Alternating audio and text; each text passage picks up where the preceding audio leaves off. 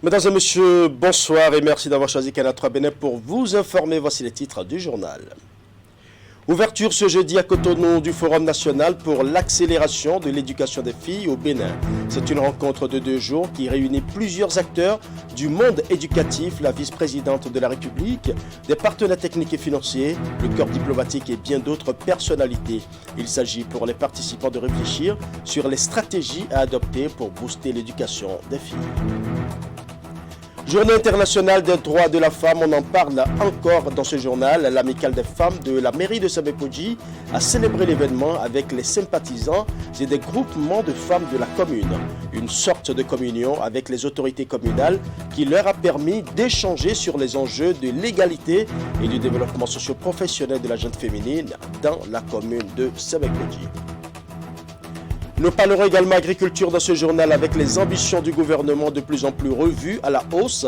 L'exécutif veut désormais passer à une production à grande échelle des aménagements hydro-agricoles auxquels s'ajoute le projet de sédentarisation des troupeaux de ruminants au Bénin. L'information est rendue publique par le ministre de l'Agriculture, de l'Élevage et de la Pêche qui était au contact des acteurs agricoles des départements du Borgou et de la Donga. Voilà pour les titres. Mesdames et messieurs, à nouveau bonsoir. Le Forum national pour l'accélération de l'éducation des filles au Bénin s'est ouvert ce jeudi 10 mars à Cotonou. C'est une rencontre de 2 jours qui mobilise les acteurs à divers niveaux du monde éducatif, la vice-présidente du Bénin, des partenaires techniques et financiers, le corps diplomatique et bien d'autres personnalités. Il s'agit pour les participants de réfléchir sur les stratégies à adopter pour booster l'éducation des filles. Reportage.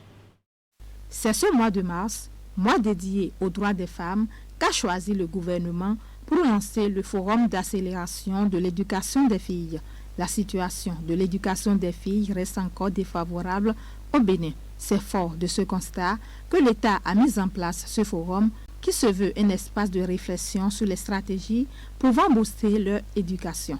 La rencontre a mobilisé plusieurs autorités dont la présence témoigne de l'importance que revêt cette assise. Cette situation passive, crible des analyses dont les résultats sont contenus dans divers documents ou rapports officiels, a permis d'identifier une pluralité de causes à la base du retard de l'éducation des filles par rapport aux garçons, et on peut en retenir quelques-unes. La persistance des normes sociales défavorables à l'accès et au maintien des filles à l'école. Les coûts d'opportunité très peu motivateurs pour les familles, les adolescentes et les jeunes. Pendant ces 2 jours que vont durer les assises, les participants vont se pencher sur plusieurs thématiques dont la situation générale de l'éducation des filles, les obstacles à l'éducation des filles, les moyens de les surmonter, puis les rôles de la jeunesse, des acteurs communautaires et de la société civile. Et puisqu'on ne peut parler de l'éducation des filles sans leur donner la parole, l'occasion a été offerte à leurs représentantes pour exposer les résultats du sondage réalisé sur les difficultés qui entravent l'éducation des filles au Bénin. À ce sondage, les jeunes estiment que le gouvernement et les partenaires techniques devraient beaucoup plus mobiliser les actions pour l'éducation des filles. Et pour que cela soit effectif, c'est beaucoup plus de rendre obligatoire l'éducation des filles en République du Bénin. Il nous faut ainsi nous réjouir de la prise de conscience de plus en plus grande de nos concitoyens de la nécessité de l'éducation des filles, des synergies d'action concrètes, des partenariats multidimensionnels, multi-institutionnels dans la lutte pour l'éducation des filles, de la poursuite de la dynamique dans le temps depuis des décennies malgré les changements au sommet de l'État. Un coin de voile a été aussi levé sur les efforts fournis par le gouvernement dans ce sens. Fortement mobilisés à l'occasion, les hôtes de marque et les partenaires techniques et financiers ont réitéré leur engagement à soutenir le gouvernement pour que l'éducation des filles soit une réalité au Bénin. Le réseau Bénin Espoir ONG sacrifie à la tradition annuelle de distinction des personnalités pour la bonne gouvernance. L'initiative est à sa 42e édition cette année et pour l'occasion, une quinzaine de personnalités ont été honorées. Au nombre de celles-ci, le président de l'Assemblée nationale Louis Vlavonou et le promoteur de l'ouvrage collection Oxygène Noël Padonou.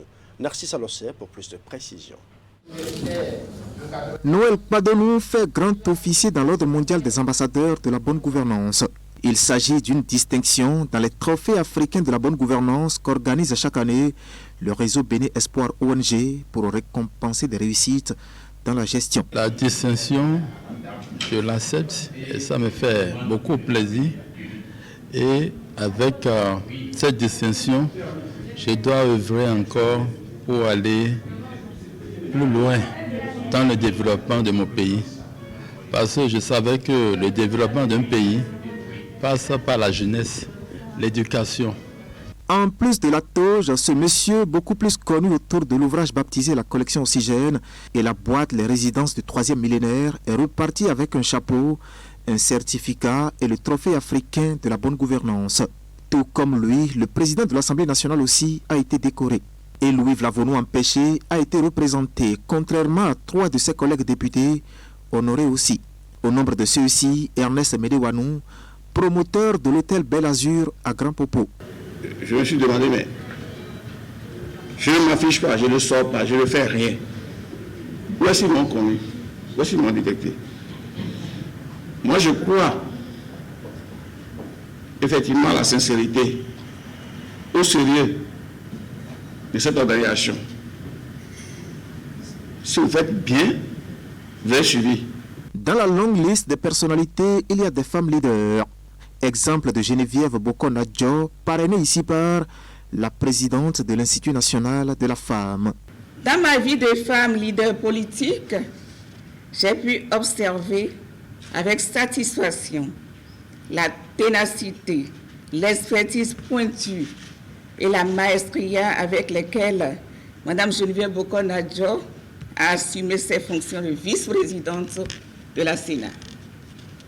Très chères sœurs, je fais le témoignage ici que ta rigueur dans l'application des règles du jeu, de l'esprit d'équité, a énormément contribué à préserver la paix dans des circonstances où on pouvait craindre le pire avec les tensions entre acteurs politiques. Pour cette 42e édition des Trophées africains de la bonne gouvernance, les distinctions sont allées au-delà des frontières béninoises. Au Niger, la gestion de ce trentenaire, directeur général du Centre national de coordination et de mécanismes d'alerte précoce et de réponse aux risques sécuritaires, a retenu l'attention du jury. Je ne savais pas qu'il y a des gens qui me suivaient. Je ne savais pas que ce que je faisais importait pour d'autres structures, pour d'autres organisations. Aujourd'hui, je suis là parce que vous m'avez choisi parmi tant d'autres Nigériens qui sont aussi en train de travailler pour leur pays. Donc c'est un honneur pour moi d'être là avec vous au Bénin, terre d'accueil, terre d'hospitalité et terre légendaire pour l'Afrique.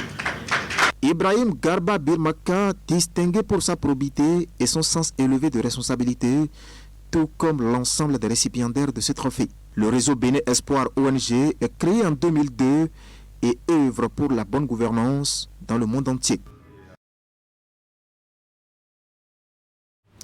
À l'instar des femmes du monde entier, celles du département de l'Atakora ont également célébré ce 8 mars 2022 la Journée internationale des droits de la femme. Une célébration démarrée par une marche dans la ville de Natitengo, suivie d'une séance de causerie débat. L'initiative émane de la synergie entre les organisations internationales et autres acteurs opérant dans l'Atakora. Voici le reportage de Régis Hippolyte à Gossou. Une caravane des femmes à travers la ville de Natitengo pour commémorer la Journée internationale des droits de la femme.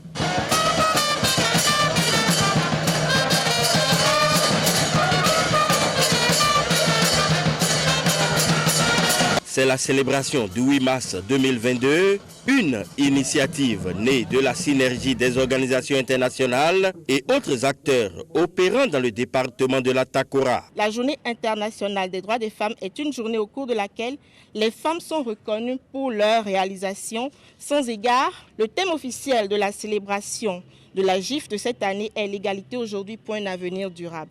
L'égalité des droits entre hommes et femmes veut qu'on permette aux femmes, malgré leurs différences biologiques avec les hommes, d'être traitées de la même manière qu'eux, de ne pas être entravées dans leur potentialité par le seul fait d'être une femme. Mais force est de constater que cette égalité n'est pas encore factuelle. La synergie des institutions internationales et autres acteurs de développement intervenant dans le département est déterminée à soutenir les efforts qui favorisent l'égalité des sexes et nous ne ménagerons aucun effort pour y arriver. Occasion pour les heureuses du jour de faire un plaidoyer. Je demande à ce que ceux qui ont organisé cette journée aujourd'hui jettent coup d'œil pour voir de quoi souffrent ces femmes qui, l'enfant au dos, le bois sur la tête ou la bassine d'eau sur la tête, parcourent des longues distances avant de satisfaire les besoins de la famille. Responsables à divers niveaux et autorités politico-administratives étaient également de la partie. La commémoration de la Journée internationale de la femme a certes pour objectif de rendre hommage aux femmes, mais elle constitue également une occasion de réfléchir sur la condition féminine dans le monde, notre pays et particulièrement dans notre département. Après ceci, place à une séance de communication, causeries et débats. La femme ne dépasse pas l'homme, nous ne faisons pas cette lutte. Nous ne dirons pas que l'homme dépasse aussi la femme, mais les deux sont complémentaires. Ils doivent se mettre ensemble pour que l'humanité vive. Au cours de cette séance, certaines femmes entrepreneurs ont été distinguées. Maintenant qu'on m'a donné un trophée, je vais accélérer et amener les autres femmes à faire comme moi. Je remercie beaucoup ceux qui m'ont donné ça là. Ça m'a motivé encore de travailler plus. Je vais regarder pour aimer le travail que je fais. Les organisateurs de cette célébration promettent de toujours se battre pour l'autonomisation de la femme dans l'Atakora. Il faut préciser que c'est la commune de Bopa, dans le département du Mono, qui a abrité cette année les manifestations officielles de la Journée internationale de la femme au Bénin. Un événement présidé ce mardi par la vice-présidente de la République et 2 ministres du gouvernement. Retour sur les temps forts de la cérémonie avec Geoffroy Messin. Quelques pas effectués dans l'enceinte du lycée technique et professionnel de Bopa, dans le département du Mono, et nous voici sur le site de reboisement destiné à marquer d'un cachet particulier la célébration officielle au plan national de l'édition 2022 de la Journée internationale de la femme. Vice-présidente de la République, ministres, préfets et autres personnalités politico-administratives ont ainsi pu marquer leur passage sur les lieux par la mise en terre de plans avant de se rendre dans le rôle de la Maison des Jeunes de Bopa pour le cœur des manifestations. Mesdames et messieurs, cette manifestation revêt une signification particulière, car plus qu'une simple commémoration, cette journée constitue pour moi un moment privilégié, une occasion exceptionnelle pour magnifier nos mères, nos épouses, nos sœurs, nos collègues, nos filles. Célébrée chaque année le 8 mars, la Journée internationale de la femme est axée cette année sur le thème « Égalité aujourd'hui pour un avenir durable ». Une communication sur enjeux socio-économiques des changements climatiques a d'ailleurs meublé la cérémonie. En effet, l'ensemble des études montrent clairement que les femmes subissent plus largement les effets du changement climatique. Par exemple, il est frappant de voir que lors d'une catastrophe naturelle fréquemment causée par les dérèglements climatiques, le risque de décès est 14 fois plus élevé pour les femmes que pour les hommes. Le bilan des avancées en matière des droits des femmes au Bénin a été exposé. Les résultats et autres propositions issues de réflexions menées sur ce qui reste à faire ont été aussi présentés. L'engagement du gouvernement et de son chef à soutenir les femmes, les filles, les personnes âgées et ceux vivant avec un handicap dans la lutte contre le dérèglement climatique est un engagement définitif parce qu'il est consubstantiel aux convictions profondes du chef de l'État, le président Patrice Talon. La journée du 8 mars seule ne suffit pas pour faire aboutir la lutte des droits des femmes. L'action doit être quotidienne le combat permanent pour sécuriser nos acquis et continuer à rassurer également les hommes que cette lutte pour les droits ne les met aucunement en danger. Durant la cérémonie, plusieurs femmes se sont vues remettre des tableaux d'encouragement, et ceci pour leur contribution aux solutions innovantes dans le domaine de la protection de l'environnement et du changement climatique. La Journée internationale des droits de la femme a reçu un cachet spécial dans le département du Plateau. Avec l'appui de l'ONG Plan Bénin, les autorités ont préféré sensibiliser les élèves du CEG 2 de Sakété sur les menaces et les risques liés à la grossesse précoce. Les détails dans ce reportage. Le préfet du département du Plateau, Valais Setonungbo, et l'ONG Plan Bénin, aux côtés des élèves du CEG 2 Sakété, pour la célébration de la Journée internationale de la femme. Un moment d'échange et de sensibilisation au profit des jeunes filles dans l'objectif de prévenir les cas de grossesse précoce qui entravent l'éducation et l'épanouissement de l'adolescente en milieu scolaire. Pour exemple, 4 filles sur 8 se marient avant l'âge de 18 ans.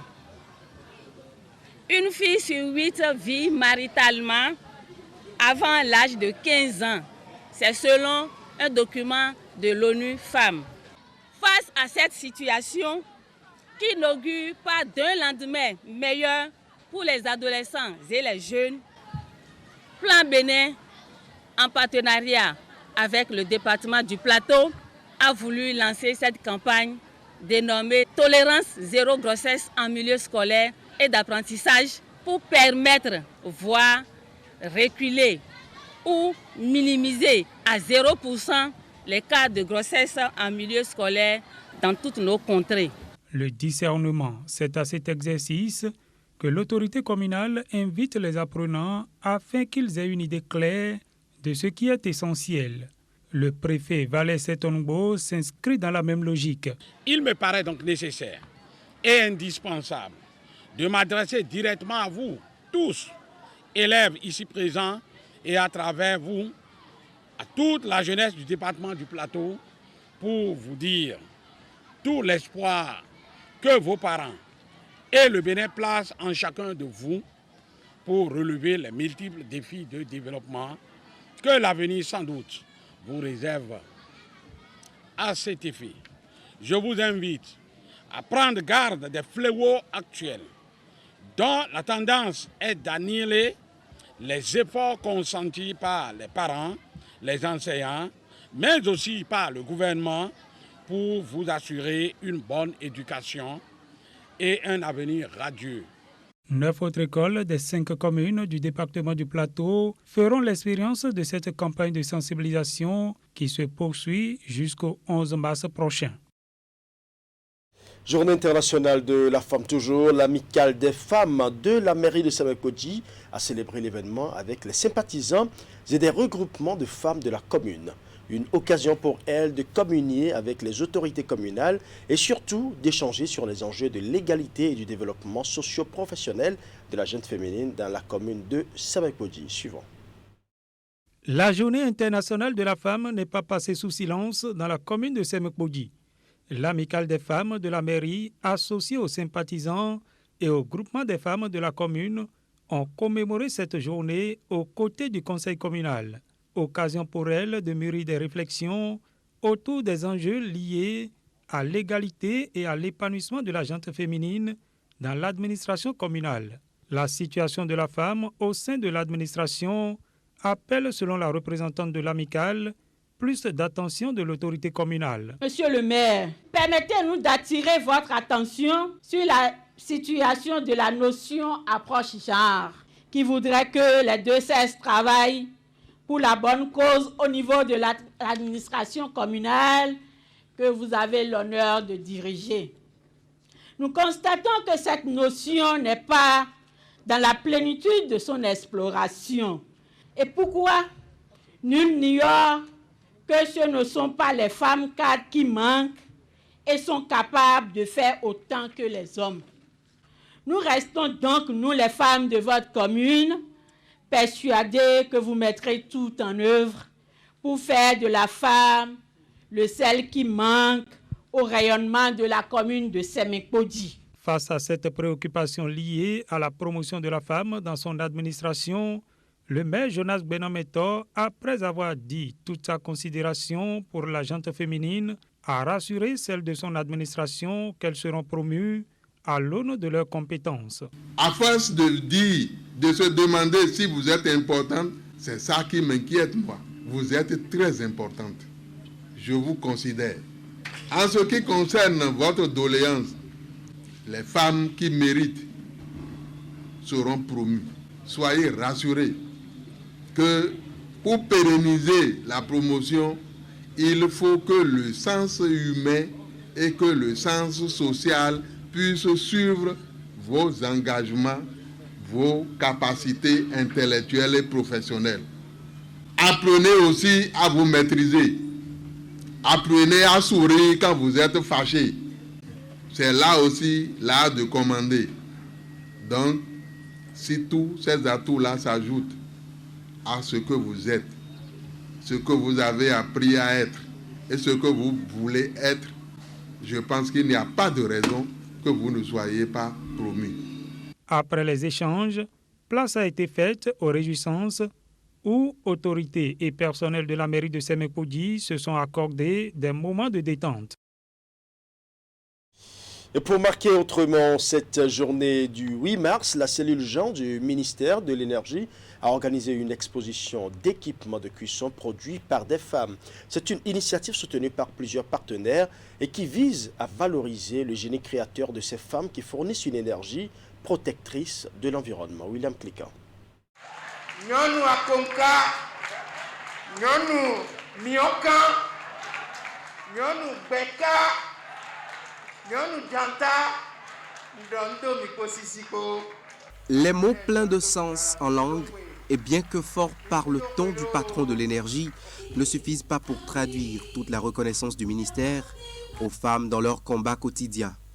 Nous, organisateurs et organisatrices de cette journée d'exposition, sommes fiers de vous faire découvrir aujourd'hui les talents innovateurs des Béninoises et Béninois qui produisent des foyers améliorés. Toute la machine énergie du Bénin était en place. L'ABERM et ses structures de base, les démembrements sous tutelle du ministère, les partenaires techniques et financiers d'appui aux différents projets. Dans leurs adresses, ils ont salué aussi tout particulièrement la bravoure des aînés ayant franchi l'épreuve des 30 ans de carrière dans cette administration. Elles ont été honorées, et même parfois avec des gestes qui ne passent inaperçus.